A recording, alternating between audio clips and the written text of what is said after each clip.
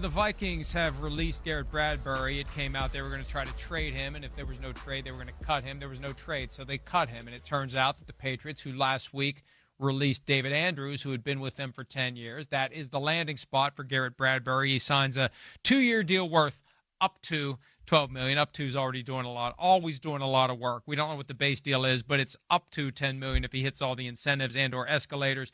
$3.8 million guaranteed. He started 88 games for the Vikings, first-round pick in 2019. They did a second deal with him a couple of years ago, but it just kind of ran its course. Yep. Look, the Vikings need a mentality on the offensive line that I believe they lack. They don't lack it now with the guys they've added from the Colts, but the moment they signed Ryan Kelly to come in and be the starting center, that was it for Garrett Bradbury. That's right. That's it. And that's what Ryan Kelly is. I think you're probably right about their Vikings and the assessment there. I think that's what they're trying to do. You kind of alluded to it late in the season, and I know we talked about that. To me is the next piece of the Vikings that needs to go up another notch or a level, whatever you want to say. The passing game's amazing. But I think you would agree as a Viking fans, they're not one of those teams where in a big moment you just had confidence. They can run it up the middle for 4 or 5 right here. That's not what they've been able to do.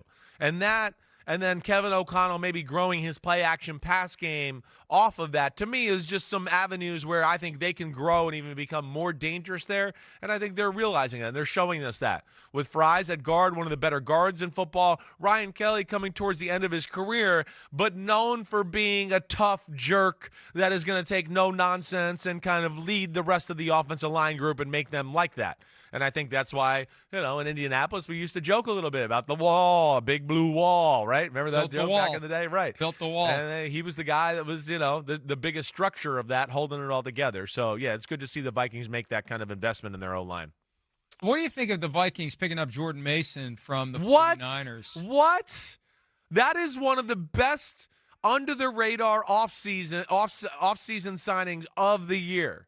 Of the year. That he is going to be a 1,000-yard rusher for your football team. Wow. They have Aaron Jones, though. I know. How's They'll use Aaron Jones yards? as third down guy. Jordan Mason's going to be your sledgehammer.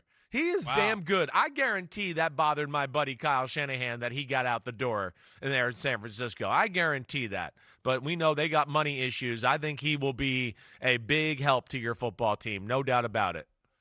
My son and I were watching the playoff loss to the Rams, and it wasn't like there was much to watch in that game from the Vikings' perspective. But one of the things we agreed on, they need somebody who can run between the tackles. Yeah, you need a sledgehammer. Right. They need to be able to get some yards and get second and short. Exactly. You can't constantly hinge on throwing a pass because if it goes incomplete, then it's 2nd and 10, and the dynamics completely change. Get a few reliable yards, shorten the sticks, and then take to the air, or maybe surprise them with a draw play and let Jordan Mason do it again. Right. All right. Yep. Hi, it's Mike Florio. Thanks for watching PFT on YouTube. Hit subscribe for the latest news and analysis from Pro Football Talk.